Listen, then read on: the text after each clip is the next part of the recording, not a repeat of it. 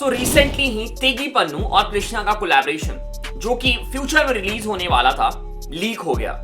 YouTube पे इसके बहुत सारी लीक वर्जन सडनली अपलोड हो गए एंड इवन कल Spotify में भी किसी ने इसके लीक्ड वर्जन को अपलोड कर दिया। और ये पहली बार नहीं है कि DHH में ऐसा कुछ हुआ है, इसके पहले भी मल्टीपल टाइम्स ऐसा हो चुका है। मोस्टली पंजाबी आर्टिस्ट जैसे कि सिद्धू मूसेवाला, करण औजला के साथ कि उनके गाने रिलीज के पहले ही लीक हो गए हैं। और अगर हम पर्टिकुलरली सिद्धू पाजी की बात करें तो सिद्धू पाजी के एक टाइम पे multiple track, I think 50-60 track, उससे भी ज्यादा ट्रैक लीक हो रखे थे। सो आज हम इस वीडियो में डिस्कस करने वाले हैं कि ये लीक्ड ट्रैक की कहानी क्या है, लीक्ड ट्रैक होता कैसे है, लोग कैसे ट्रैक को लीक कर देते हैं। कुछ रिपोर्ट्स के अकॉर्डिंग अकेले सिर्फ जूस वर्ल्ड के फैंस ने $600,000 से भी ज्यादा स्पेंड कर रखा है जूस वर्ल्ड के लीक्ड ट्रैक के लिए। सो ये कैसे पॉसिबल हो पाता है? म्यूजिक प्रोड्यूसर और आर्टिस्ट इतना ज्यादा टाइम देते हैं एक ट्रैक में या फिर एक एल्बम में, एक प्रोजेक्ट में, और वो चुटकियों में रिलीज हो जाता है, लीक हो जाता है बाहर, उसके बाद उसको सेल किया जाता है,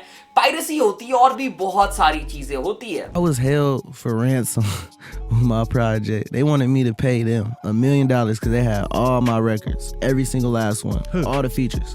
Some hackers. ये पूरा बिजनेस क्या है, हैकर्स एग्जैक्टली ऐसा करते कैसे हैं, और कैसे आर्टिस्ट का सिर्फ एक ट्रैक नहीं पूरा का पूरा डिस्कोग्राफी लीक हो जाता है। और दूसरी तरफ हिप हॉप फैंस जिनको इन चीजों को रिपोर्ट करनी चाहिए, इन चीजों को बिल्कुल भी सपोर्ट नहीं करना चाहिए, वो और पैसे स्पेंड करते हैं इसके ऊपर लीक्ड म्यूजिक को बाई करने के लिए या फिर ट्रैक को रिलीज के पहले लीक्ड वर्जन में सुनने के लिए। As one leaker told Pitchfork they were paid over $60K a year from uploading leaks to DistroKid, but having them taken down is also very difficult for artists and labels. एक wrapper है जिनका नाम है young Nyudi. Last year दिसंबर में इस artist का 172 tracks एक साथ लीक हो गया था, और इतने सारे ट्रैक में यंग न्यूडी का कम से कम 10 एल्बम बन सकता था। मतलब तू समझ जाओ कि 10 एल्बम जितना ट्रैक एक साथ में लीक हो जाना। इवन आर्टिस्ट जैसे कि ट्रिपी रेड को भी एक टाइम पे ये प्रॉब्लम फेस करनी पड़ी थी। सो अब तुम्हारे दिमाग में सवाल आ रहा होगा कि ये पॉसिबल कैसे है, एक साथ इतना ज्यादा ट्रैक लीक हो जाना, इंटरनेट पे अवेलेबल हो जाना सबके लिए, ये कैसे पॉसिबल है? एक दो ट्रैक तो चलो हम समझ सकते हैं कि अगर आर्टिस्ट ने गलती कर दिया या फिर ईमेल हैक हो गया तो पॉसिबल हो सकता है, बट इतना ज्यादा बल्क में ट्रैक ये कैसे हो रहा है?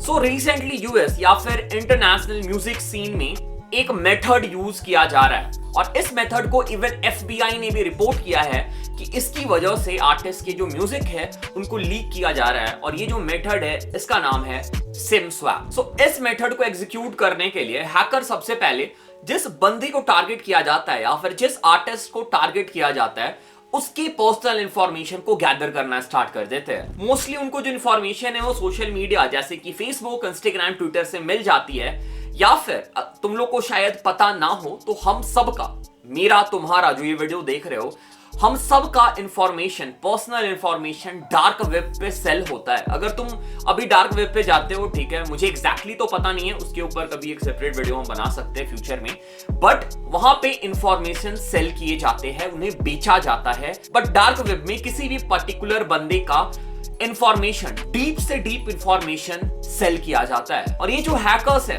ये इन सब जगह से, इवन डार्क वेब से सारे इंफॉर्मेशन जो है वो गैदर कर लेते हैं। और फिर जो हैकर है, जिन आर्टिस्ट का प्रोफाइल या फिर जिन आर्टिस्ट का मोबाइल फोन या फिर डेटा उन्हें हैक करना है, उस नाम से अपने मोबाइल ऑपरेटर को कॉल करते हैं और ये बोलते हैं कि उन्होंने अपना जो सिम कार्ड है वो खो दिया है या फिर उनका सिम कार्ड डैमेज हो गया है। और जो टेलीकॉम कंपनी है वो कुछ पर्सनल इंफॉर्मेशन गैदर करती है ये पता करने के लिए कि ये जो बंदा है ये रियल बंदा है कि नहीं। हैकर्स के पास ऑलरेडी सारे इंफॉर्मेशन होते हैं तो वो सारे सवाल का जवाब सही सही दे देते हैं। हैकर्स जो है अपनी कन्विंसिंग टेक्निक को यूज करके जिस आर्टिस्ट को उन्हें हैक करना है, जिस बंदे को उन्हें हैक करना है, उसके नाम पे एक सिम कार्ड बाई कर लेते हैं। शायद ये सुनने में बहुत ही ज्यादा सिंपल लग रहा हो कि भाई ऐसे करके कौन हैक कर सकता है किसी का डेटा, बट ये पॉसिबल है और हैकर्स हैक कर रहे हैं। Bottom line is that if I can convince the customer service rep on the phone that I am you, they'll switch the phone number over to my phone. Or maybe I pay an insider to make the switch for me. The weakest link in this whole chain is the customer service rep, and since they're usually not highly trained nor well paid, they're an easy target.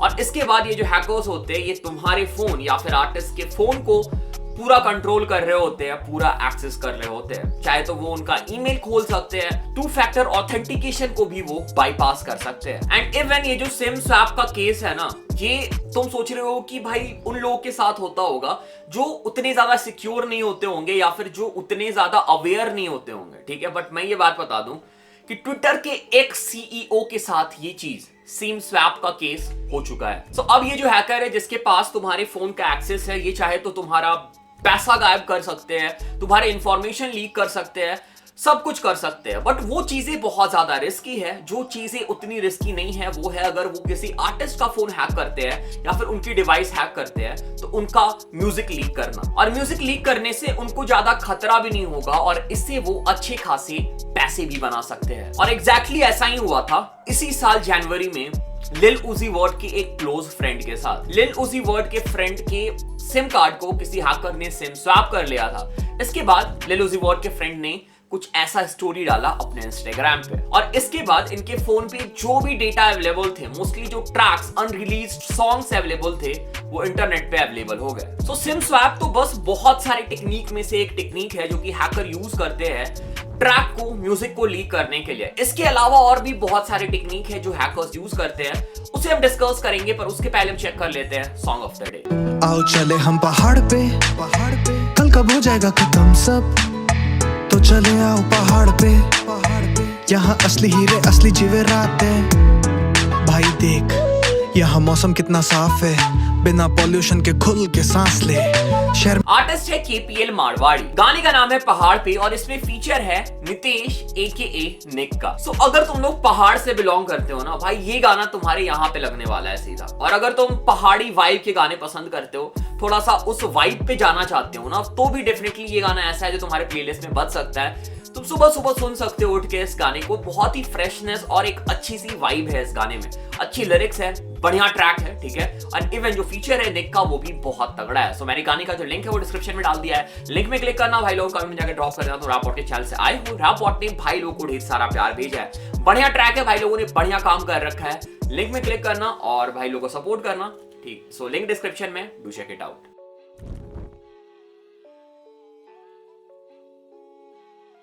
तो जैसे अभी हम लोगों ने SIM swap की बात की, तो ये जो टेक्निक है ये अभी रिसेंटली बहुत ज्यादा पॉपुलर हो रहा है। बट एक बहुत ही पुरानी टेक्निक है जो बहुत पहले से हैकर्स जो है वो यूज करते आ रहे हैं, वो है ईमेल आईडी हैक करना या फिर ईमेल हैक करना, जो कि मोस्टली इंडिया में होता है। जितने भी रैपर्स का तुम ट्रैक लीक होते हुए देख रहे हो, रिसेंटली जो भी कृष्णा और तेगी पन्नू का ट्रैक लीक हुआ है, मोस्ट प्रोबेबली वो भी हो सकता है कि ईमेल आईडी हैक के थ्रू ही हुआ हो। या फिर जो सिद्धू मूसेवाला का ट्रैक हमें लीक्ड होते हुए नजर आए हैं, मल्टीपल ट्रैक, 50-60 ट्रैक से भी ज्यादा ट्रैक, वो भी हो सकता है कि ईमेल आईडी लीक के थ्रू ही पॉसिबल हुए हो। सो मोस्टली जो आर्टिस्ट होते हैं या फिर अभी अगर कोई बंदा, तुम अगर रैपर हो या फिर आर्टिस्ट हो, तो तुम लोग भी शायद म्यूजिक प्रोड्यूसर्स के साथ कम्युनिकेट करना हो या फिर अगर अपना म्यूजिक शेयर करना हो तो ईमेल के थ्रू ही शेयर करते हो, ठीक है। और अगर तुम्हारा ईमेल आईडी हैक हो जाता है तो बहुत ज्यादा चांसेस है कि तुम्हारा ट्रैक भी लीक हो जाएगा और वो पब्लिक प्लेटफॉर्म पे अवेलेबल हो जाएगा। एक 17 साल के हैकर ने अपने इंटरव्यू में ये बताया था कि वो लोग आर्टिस्ट के ईमेल आईडी को आराम से हैक कर लेते हैं, आराम से बाईपास कर लेते हैं। उसके बाद कुछ नहीं करना है उनको, सिंपली बस उन्हें फिल्टर आउट करना है कि कौन सी ईमेल आईडी में अटैचमेंट अवेलेबल है और फिर उन ईमेल आईडी के अटैचमेंट को वो आराम से खोल के वो जो उसमें जो फाइल है वो डाउनलोड कर लेते हैं। इवन जो आर्टिस्ट है अगर वो ईमेल आईडी रिकवर भी कर लेता है तो उससे कुछ फर्क नहीं पड़ता, जो डेटा है वो हैकर्स के पास होता है और फिर उन्हें ब्लैक मार्केट में, डार्क वेब में सेल कर दिया जाता है।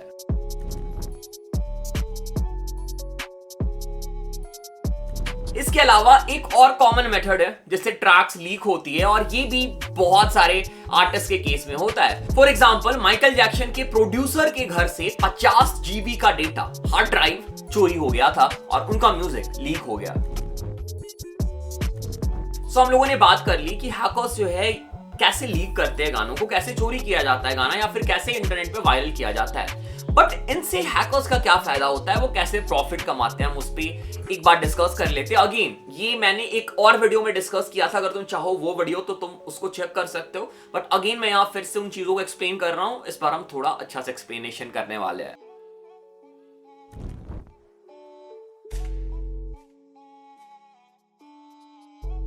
सो ये जो लीक्ड ट्रैक है मोस्टली हैकर्स इन्हें ऑनलाइन सेल कर देते हैं। ज्यादातर ये होता है डिस्कॉर्ड पे, और जो भी आर्टिस्ट है उनके जो फैंस है ना वो इतने पागल होते हैं कि एक्सक्लूसिवली गाना सुनने के लिए पहली बार, मतलब उन्हें ऐसा लगता है कि पहला मैं बंदा होऊंगा जो इस ट्रैक को पहली बार सुनूंगा, और वो करने के लिए वो अंधा पैसा, मतलब कि वो तुम इमेजिन नहीं कर सकते हो उतना पैसा फूकने के लिए हमेशा रेडी रहते हैं। कुछ कुछ केसेस में तो डिस्कॉर्ड ग्रुप में पैसा रेज किया जाता है, मतलब कि एक टारगेट सेट कर दिया जाता है। फॉर एग्जांपल कि एक ट्रैक के लिए टारगेट सेट कर दिया गया है $10,000, उसके बाद पैसे रेज किए जाते हैं, लोग वहां पे पैसा डालते हैं, और जब वो टारगेट रीच हो जाता है तो उतने पैसे हैकर्स को दे दिए जाते हैं, और हैकर्स उस ग्रुप को ट्रैक सेल कर देता है, और इसके बाद यहां से ट्रैक और लोगों पे स्प्रेड होता है। कुछ लोग कुछ पैसे के साथ इन्हें दूसरे लोगों को बेच देते हैं, सेल कर देते हैं, और ये साइकिल चलता रहता है, और फिर ट्रैक पूरी दुनिया में स्प्रेड हो जाता है रिलीज से पहले।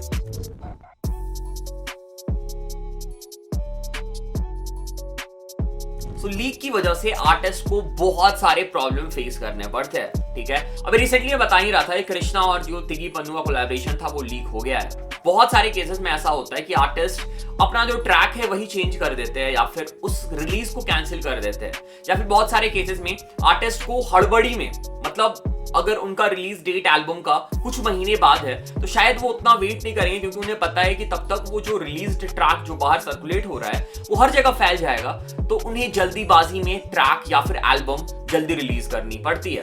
आर्टिस्ट जैसे कि ट्रिपी रेड, लिल जाची, इनको रिसेंटली ही यही सेम प्रॉब्लम फेस करनी पड़ी है। I kind of was like, if I don't drop it now, then it's gonna be out there and they're gonna hear it regardless, and they're gonna hear the bad mix regardless. So एक बहुत ही funny और साथ में scary सा example है, kid करी का एक एल्बम लीक हो गया था, और ये जो लीक है हैकर्स ने ये एल्बम तो लीक कर दिया, बट ट्रैक्स में फाट का साउंड ऐड करके पूरा ट्रैक ऑनलाइन रिलीज कर दिया। मतलब मैं प्ले कर देता हूँ, तुम सुन लो मैं क्या बोल रहा हूँ।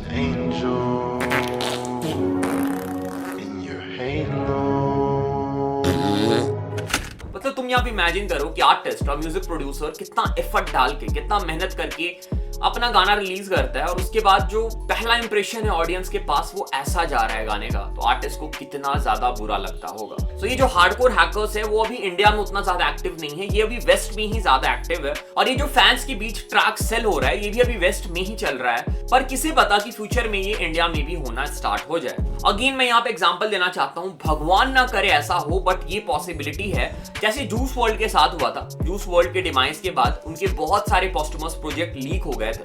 अगर ऐसा कुछ सिद्धू मूसेवाला पाजी के साथ हो जाता है तो इमेजिन करो कि उनके कितने सारे गाने डिस्कोग्राफी में होंगे पहले से बने हुए। अगर वो सारे गाने बाहर आ जाते हैं तो भाई कितना ज्यादा इफेक्ट वो क्रिएट करेगा उनकी मैनेजमेंट के लिए, उनके पेरेंट्स के लिए, कि वो उनका प्लान होगा एक कि वो प्रॉपर प्लानिंग के साथ उनके एल्बम को रिलीज करेंगे, उनके म्यूजिक को रिलीज करेंगे, और कुछ हैकर जो है वो अगर हैक करके उसे रिलीज कर देते हैं तो वो कितना खराब इंपैक्ट क्रिएट करेगा और कितने लोग डिसअपॉइंट होंगे। So this is the exact reason why leaked music business is so shady, और इससे भाई आर्टिस्ट के करियर खत्म होते हैं, और आर्टिस्ट जो है वो डिसअपॉइंट होते हैं, डिस्करेज होते हैं, ठीक है। और हमें इसे बिल्कुल भी सपोर्ट नहीं करना है। अगर तुम्हें कहीं भी कोई भी लीक्ड म्यूजिक दिखता है, ठीक है, उसे तुम ट्राई करो कि तुम उसे, अगर तुम सुन लेते हो बाई चांस, ठीक है, मैं समझ सकता हूँ कि फैंस नहीं रहा जाता है फैंस से, अगर तुम्हारा फेवरेट आर्टिस्ट का ट्रैक तुम्हें दिखेगा तो तुम सुन लोगे, बट ये ट्राई करना कि तुम उसे स्प्रेड ना करो, और हमेशा ऑफिशियल रिलीज के लिए वेट करो, क्योंकि तुम्हारा जो आर्टिस्ट है जिसे तुम सपोर्ट करते हो, जिसके तुम फैन हो ना, उसने उसके पीछे बहुत मेहनत की है, और तुम्हारे आर्टिस्ट का जो मेहनत है ना, इन सब चीजों की वजह से पूरा का पूरा मिट्टी में मिल जाता है। So I hope you guys will get it, जो मैं बोलना चाहता हूँ, जो मेरा पॉइंट था इस वीडियो में। Okay, so this was it, this was the video. अगर चैनल पे पहली बार आए, चैनल को सब्सक्राइब कर लो, सपोर्ट करो, प्यार देखो, इंस्टाग्राम पे फॉलो कर सकते हो, डिस्कॉर्ड ज्वाइन कर सकते हो, और अगर इस वीडियो में कुछ सीखने को मिला, एंटरटेन हुए, do let me know the comment. मेरे सेकंड चैनल भी सब्सक्राइब कर सकते हो, उसमें वीडियोस आते रहते हैं, मीम रिव्यू आती रहती है, ठीक है, रेडिट पे मीम सबमिट कर सकते हो। So this was it, this was the video, thanks for watching, thanks again, thanks.